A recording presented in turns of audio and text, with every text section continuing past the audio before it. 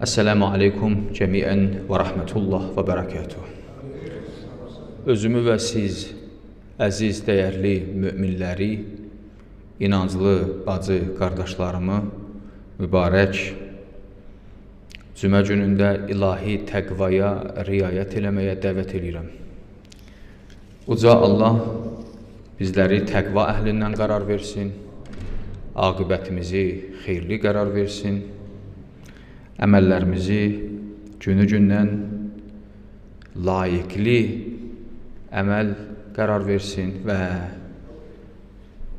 həyatımızda istər aşkarda, istər xəlvətdə Allah Taalanı şahid və nazir bilməkdə Allah Taala bizə lazımlı iman qüvvəsi bəxş eləsin, intizarını çəkdiyimiz Həzrət Vəli Əsr Sahibə Zaman əleyhissalamın zuhurunu təcil eləsin, dünyadan köçənlərimizin ruhu şad, Muhammed və Muhammedə salavat yad eləyin.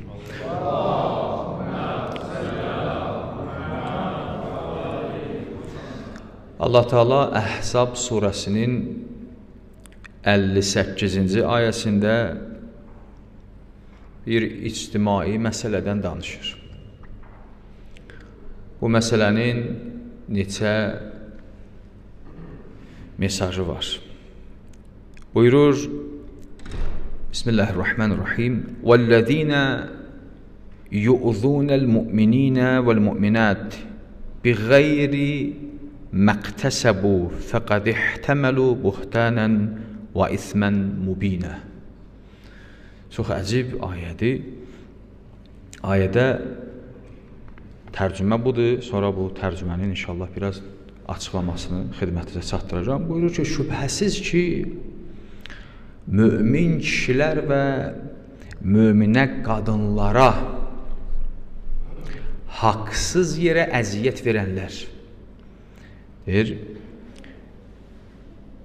yu'zunəl mu'mininə vəl-mu'minət bighayri məktəsəbu. Yəni, o işi ki, görməyib, haqsız yerə onlara əziyyət verənlər bir böhtan və açıq-aşkar günah yükünü üzərlərinə götürmüş olarlar. Əcib, qərib ayədir. Burada söhbət nədən gedir? Mömin və möminədən, inanclı şəxsdən. Onların haqqında danışır. İkincisi nədir? Onlar görmədiyi bir işi onlara nisbət vermək. Və bu işin də, üçüncü hissədə deyir, bu işin ağır bir, aşkar, ağır bir günah olduğunu elan edir. Söhbət nədən gedir? Söhbət böhtan və töhmətdən gedir.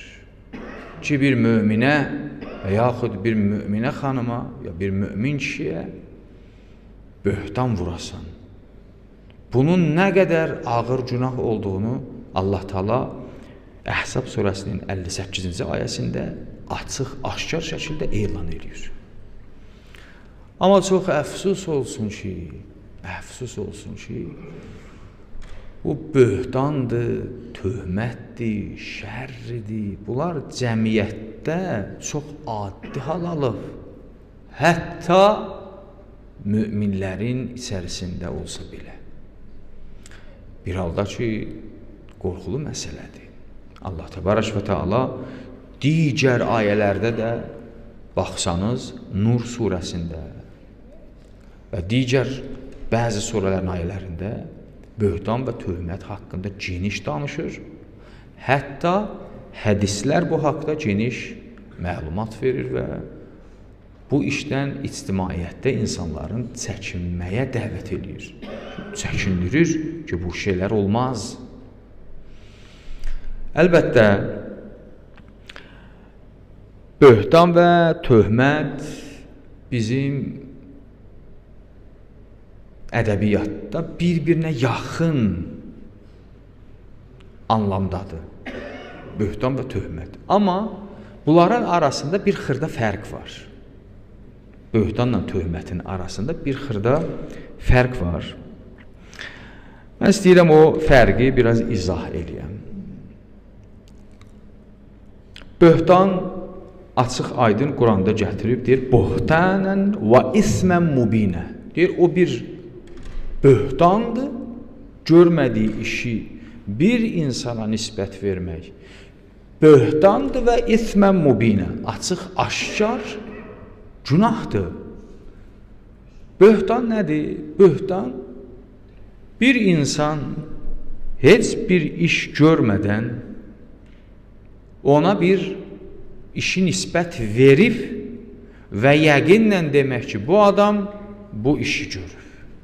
Məsələn, bir adam oğurluq eləməyib, ona oğurluq böhtanı ataraq yəqinliklə deyirsən ki, bu şəxs bu işi görüb və bunu da görənlər olub, yalan danışır da, ya açıq, aydın yalandır. Bir də var töhmət. Töhmətlə böhtanın arasında bir xırda fərq var. Böhtanın məlumdur mənası. Töhmət nədir? Töhmət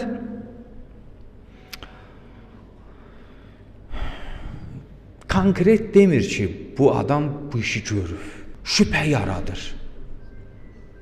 Onun haqqında elə bir şübhə yaradır ki, ətrafdakıların ona qarşı mənfi düşüncəsi yaranır. Buna deyirlər töhmət. Böhtan birbaşa yapışdırır. Deyir, bu işi görüb. Ant da içməyə hazıram, görənlər də var, ondan da şahid gətirə bilərəm, amma yalan danışır. Böhtandır. Töhmət yox. Töhmət konkret demir. Şübhə vəziyyəti yaradır töhmət. İndi bəzən insan istəyir böhtanla özünü qutara, qarşı tərəf istəyir bir mənfi avra yarada. Deyir, töhmət, bilirsiniz ki, töhmət biraz böhtandan yüngüldür. Çünki böhtan konkret, açıq, aydın, yalandır, yapışdırır. Töhmət biraz ondan yüngüldür. Töhmət sadəcə şərait yaradır. Bu işə şərait yaradır.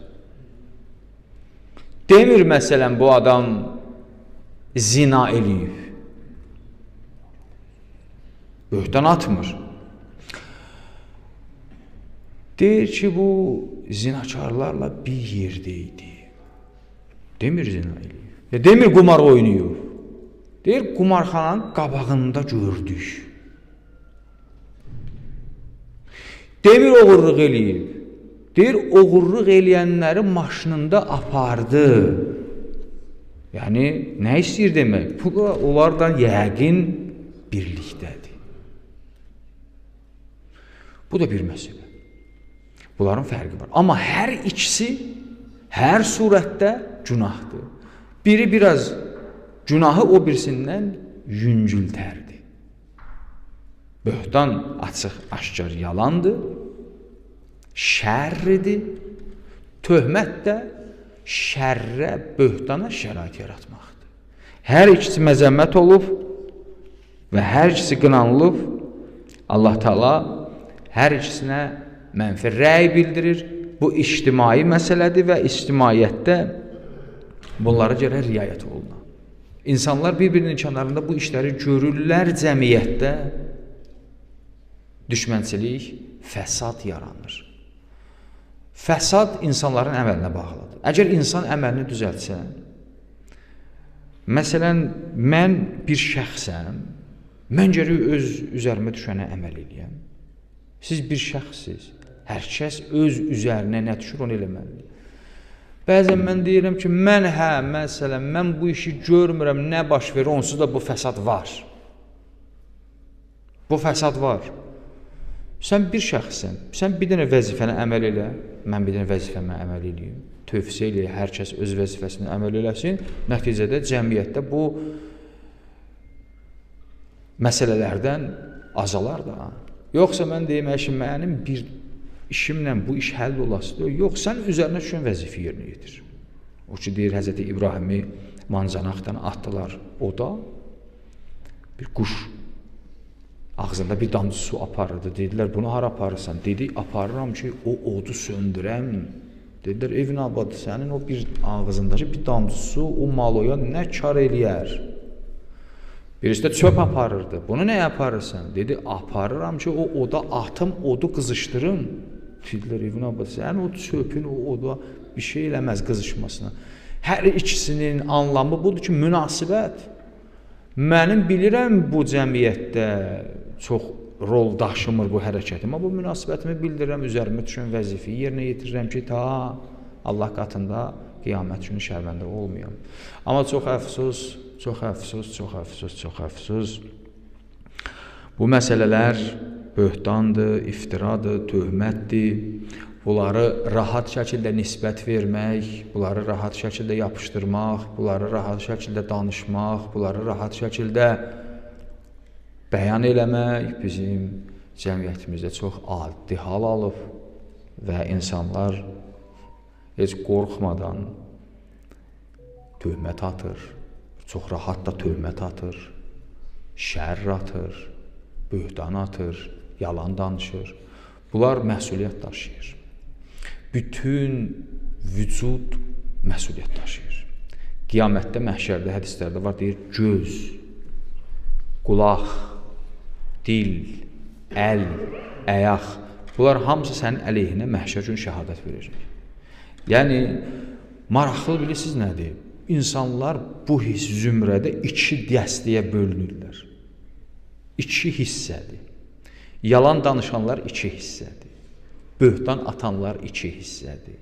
Töhmət atanlar iki hissədir. İndi biraz deyəcəm, biraz düşünəsiniz və biraz da güləsiniz. Bəziləri yalandan istifadə eləyir şəxsinə. Məsələn, yalan danışır, o yalandan bir şəxsi istifadəsi var. Bəzisi də şəxsi zat istifadəsi yoxdur, adət eləyir. Durduğu yerdə yalan danışır. Nə buna məsələn o yalandan bir qazanc yoxdur, nə yalandan buna bir xeyir yoxdur. Örgənib durduğu yerdə, məsələn, biri yalan danışır, məsələn, misal üçün deyir ki, nə, maşın xarabdır, bunu satır, yalan danışır, deyir, bu maşın xarab deyil, bu maşın heç bir problemi yoxdur, ta onu birinə satar ki, ondan bir qazanc qazanır, yalan danışır. Bir də var, durduğu yerdə heç kim, nə maşın satmır, nə heç nə. Bu maşını da aldım, məsələn, 5.000'ə alıb. Aldım $10.000. Heç də durduğu yerdə yalan danışır. Bu adam adətçərdədir. Yəni, durduğu yerdə adət eləyib yalan danışmağa. Bu xəsərət dünya və axirətdir. Yəni, o biriləri dünyada bir şey aparır, yalan danışır, bir şey qazanır. Ay bədbəxt, sən nə qazanırsan? Heç də. Durduğu yerdə bir tema açır, bir mövzu açır, başlayır öz başına yalan danışmağa. Səni kim məcbur eləyib bu yalan danışmağa? Və yaxud bəzi insan xislətində bu var, şərr atır. İndi o şərrdən buna bir zərrə qədər dünya xeyri ola da bilər, ümumiyyətlə olmaya da bilər. Xoşu gəlir ona buna palçıq atmağa, ona buna şübhə yaratmağa. Bəs mömin nədir? Deyir ki, bir hüsnü zənni var, bir sui zənni var. Hüsnü zənn yaxşı güman, sui zənn pis güman. Allah Teala Quran-ı Kərimdə deyir, möminlər heç vaxt sui zənn eləməyin. Həmişə hüsnü zənnidə olun.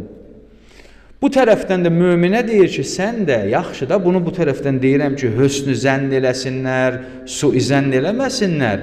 Sən də sui zənn yerdə qərar tapma ki, insanların ağzına nədir? Söz olasın. Bu tərəfdən də hüsnü zənnə də deyir ki, sən də hüsnü zənnin bir həddə olsun. Da o kəs kimi olmayasan ki. Biri vasvası idi. Fiqdə deyirlər, hökmdə deyirlər, vasvas adama çox etina eləməyin. Vasvas nədir? Hay, ora nəcisdir. Hay, əlim buradaydı, bura nəcis oldu. Hay, belə oldu. Hay, elə bu xəstədir də, bu adam vasvasdır. Həqiqətən bu fiqdə vasvasdır. Deyirlər, ona çox etina eləməyin. Və bir də çox vasvas idi. Getdi, gəldi bir alimin yanına. Alim də dedi ki, sən vasvasçılığını tərcih. ta nəcisi gözlərinlə görməyənə qədər sən yəqin eləmədin, inşallah bir şey yoxdur. O da dedi, nəcisi gözünlə görməyənə qədər. Bu da bir arxın kənarından gedirdi. Sözü istəyirəm ifadəmə görə, arxın içindən bir dənə it çıxdı. İt də eyni nəcisdir də, nəcisin özüdür. İt sudan çıxanda tükləri yapışır, sonra biraz özünə belə təkan verir, tükləri düzəlir. Bu atlayırdı, it arıqdan çıxdı, biraz özünü belə təkan verdi, bunun üstündəki su damcıları bunun üstə töküldü. Bu qaldı. Buna ustad deyib ki, sən inşallaha, maşallaha dedi, inşallah qoyundur. Dedi, inşallah qoyundur. Da bu olmur da, burada olmaz ki, nətər sən nəcisin eyni görürsən, nətər deyirsən bu inşallah bu budur. Gördün ki, məsələn, nəcisin üstə su gəldi, deydi, sənin üstə daşlandı, bu da bu inşallah palçıqdır, bu nəcisdir axı. Bu bəzən insanlar bu düşüncədədir, bu təfəkkürdədir ki, elə deyir, Allah Taala deyir ki, siz hüsnü zənn eləyin, o tərəfə də deyir, da sən hüsnü zənn görürsən, bu adam getdi, bunu oğurladı, apardı, nə hüsnü zənn eləyəsən, oğursudur da. Bu ayə nə deyir? Bu ayə deyir ki, möminləri və möminələri böhtanla əziyyət etməyin. Bu açıq, aşkar günah yüküdür. Amma bu tərəfdən bu ayə bunu demir ki, sən bir möminə təzəkkür vermə. Deyir, mən getdim cümədə bir ayəyə rast gəldim ki, ağa buyurdu ki, deyir, möminə əziyyət vermə. Bu da gedib o işi görmüşdü, mən istədim gedəm ona təzəkkür verəm, fikirləşdim ki, bu birdən narahat olar, qəlbi sınar, bu əziyyət olar. Mən bu işi görmədim, deyir, xeyr, bu ora daxil deyil. Təzəkkür vermək lazımdır, mömin bir səhv iş görübsə ona başa salmaq lazımdır, əksinə ona təzəkkür verməmək onun haqqında ən böyük cəfa deməkdir. Təzəkkür lazımdır, amma İmam Sadiq əleyhissalam buyurur, deyir, təzəkkürün qayda qanunu var. Sən təzəkkür deyib, ictimaiyyətdə onu abırına apara bilməzsən, ictimaiyyətdə onun açıq, aşkar şəkildə sıxma boğmaya sala bilməzsən, təklikdə ona həqiqəti başa salırsan, gördüyü səhvi başa salırsan və onu da qayğıdan, məhəbbətdən başa salırsan ki, qardaş, bu sənin ziyanınadır. Sən mən yaxın dostumsan, o cəhətdən deyirəm ki, bu ziyanı sən həyatında görməyəsən, düşməyəsən bu ziyana, bu cəhətdən. Möminə əziyyət verməyin bir neçə mənfi mesajı var. Mən bunlardan bir neçəsini burada inşallah qeyd edəcəm. Əlbəttə, müminin qəlbi, bilirsiniz, hədislərdə çoxdur, deyir, müminin qəlbi Allahın ərşidir. Müminin qəlbini sındırmaq, Allahın ərşini lərzə gətirmək mənasındadır. Müminin qəlbini sındırmaq olmaz. İndi biz bəzən gündə bir dənə mömin qəlbini sındırırıq, sonra onu ürəyinə əl almaq üçün yenidən bəzi işlər görürük. Deyir, yox, bu işi əvvəldən gərək möhkəm tutasan. Müminin qəlbini məbada sındırasan. Buyurur, liyəzən bihərbin minni mən aza abdiyəl mümin. Allah Teala buyurur, deyir, hər kəs mənim mümin bəndəmə azar versə, mənimlə müharibə eləyir. Gör, nə qədər yuxarı sözdür. Allah Teala ilə müharibəyə qalxıb. O kəs ki, bir müminin qəlbini sındır. Sanki Allahla cəng eləyir, müharibə eləyir. Allahla müharibə, kim istəyir Allahla müharibə eləsin, getsin bir də müminin qəlbini sındırsın. İndi mömin də gərək nazənli olmuyor da, elə hər sözə reaksiya verib. Bəzi insan var, o xislətində nazənli, belə anırdır deyirsən, küsür getdi. Qardaş, hara gedirsən, bir kəlmə söz danışırıq. Bu ona aid deyil. Bu hədis ona aiddir, bunun mötəzərəsi, bu ona aiddir, o xəstədir onda. Həqiqətən, valla, bəzən bizim təzəkkür verməyə ixtiyarımız yoxdur. Biz dostsan da, dostluğunu qəbul eləməli ki, dostum, hər şey sən bildiyin kimi deyil ki. Elə deyirsən, o tərəfə dur, getdi. İndi biz də gələ fikirləşək ki, bunun qəlbini biz sındırdıq, Allahla biz mübarizəyə mi qalıqdıq? Yox, bu ora aiddir. Bu normal vəziyyətə, anormal vəziyyətlərə aid deyil. Normal vəziyyətdə deyir, bir müminin qəlbini sındırma. Sındırsan, sanki Allahla mübarizəyə qalxıbsan. Bu bir mənfi təsiri. 2. Əziz Peyğəmbərimiz buyurur, Mən əhzənə mu'minən thumma a'tahu dunya ləm yəkun zəlikə kəffarətəhu və ləm yu'cəz aleyh. Deyir, hər kəs bir mümini qəmgin eləyə. Bir mümini əziyyətə sala, onu qəlbini sındıra. Sonra da ona bir dünya bəxş eləyə. Ona gedə bir hədiyyə ala gətirə, bəxş eləyə. Deyir, bu işi onun kəffarəsini yerinə yetirməz. Görürsən, bəzi günahlar var, onun kəffarəsi var. Məsələn, yalandan Allaha and içdi, kəffarəsi nədir? 3 gün gərək oruç tuta ki, onun cəzasıdır. Peyğəmbərimiz buyurur, deyir ki, qəlbi sındır, sonra get dünyanı al, gətir ona ver, o kəffarəni əda eləməz. Və nə iş görək? Neyniyək? Gərək onu razı salasan, gərək halallıq alasan. Halallıq çətin məsələdir. İnsan halallıq olmadan dünyasını dəyişir. Halal olmadan dünyasını dəyişir. Bir kəs deyər ki, mən onu bağışlamadım. Məhşərə qaldı bizim məsələmiz və öləndə də onu bağışlamaya çox çətin.